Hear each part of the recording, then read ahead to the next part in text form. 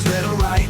Keep it safe and make sure there's no fire. Open to YouTube and look for Shed's Fire Protection Answers.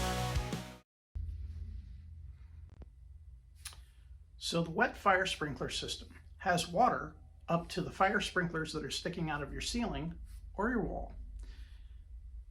This system is operated through activation of the sprinkler head by this little air bubble that you see inside that glass tube, or a fusible link like this one.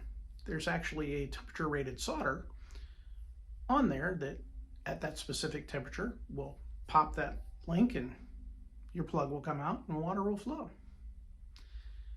It sends your fire alarm system a signal by a flow switch and lets you know that somebody is messing with your valves with tamper switches like these, or an internal tamper switch which you can't see here, but it's inside that box.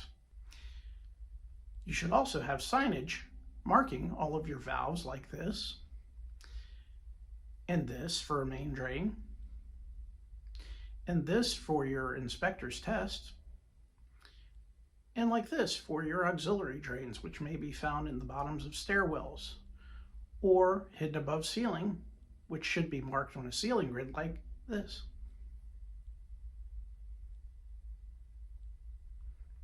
A wet fire sprinkler system should be tested either quarterly or annually, depending on your jurisdiction, and whatever the fire marshal tells you or your insurance company tells you.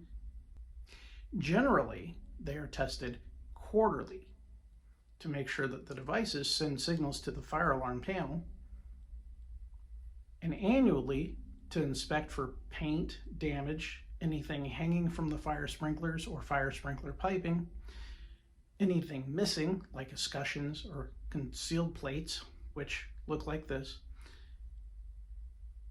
and anything that may be leaking.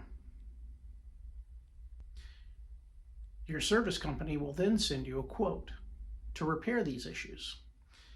It's important to get these issues corrected so that when the fire marshal shows up for a pop inspection, you don't have 30 days to get it done. You've got a little bit more wiggle room. Wet sprinkler systems can be all steel, or they can be CPVC plastic BlazeMaster, both of which are very good systems. Steel pipe systems are rigid pipe. You can have flex drops like this, which allow for ceiling tile installation and or hard ceiling installation as well. They are your climate controlled fire sprinkler system. It's very important during winter in cold climate areas to have heaters present in riser rooms, either regular heaters that would come with your AC system, or a separate heater like this that can be plugged in and utilized in that riser room. It's also a great idea not to store things in your riser room, as the fire marshal frowns on this in most jurisdictions.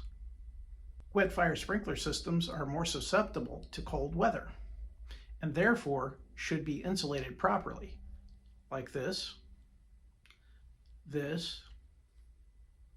or having heaters in the area where they will be run. Your valves should all be identified: control valves, main drains, auxiliary drains, and inspector's tests. This is not just for you, but for the fire marshal and anybody else who may have to come on site and operate your system. It helps them to identify quickly where they need to go and what they need to do in order to stop water from flowing from the system in case of an activation.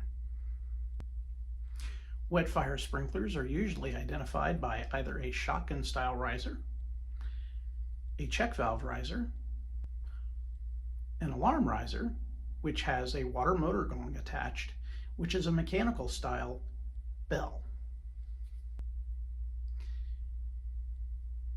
Your wet fire sprinkler system will have either a flow switch like this, or this. This one is a vane type water flow switch, mechanical T-style.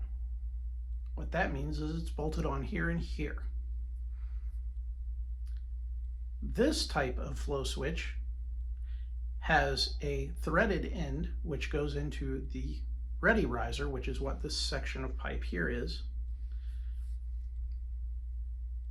and includes your drain and gauge, and usually a control valve is the first attachment before that is installed.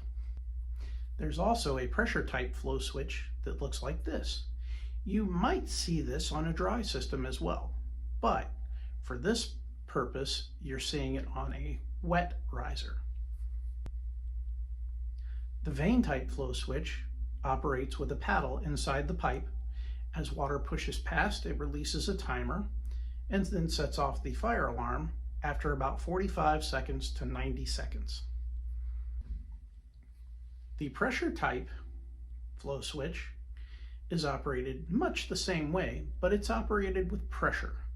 So when the pressure increases against that flow switch, it will be activated. All fire sprinkler system risers should have 3 feet of clearance around the entire riser. That's so that fire department personnel can get to the fire riser quickly and easily without having to throw a bunch of stuff out of your riser room, not storage room. There should be a minimum of 2 feet of clearance around all inspectors' tests and auxiliary drains as well, making sure that they can be reached easily for testing and for drainage purposes. If you have any other wet riser fire sprinkler questions, please feel free to send an email to this email address and I'll get back to you as soon as possible. Thanks for watching. Please don't forget to like and subscribe and to share this channel with those who you think might benefit from it. You'll see that I have categorized all of my videos into playlists for easier access. When you find your alarm sounds off in the night, don't make mistakes, get answers that are right. Keep it safe and make sure there's no fire. Open to YouTube and look for Kids Fire Protection Answers. Kids Fire Protection Answers. Got questions, he's got answers that make sense. Don't wait the channel to open. Kids Fire Protection Answers.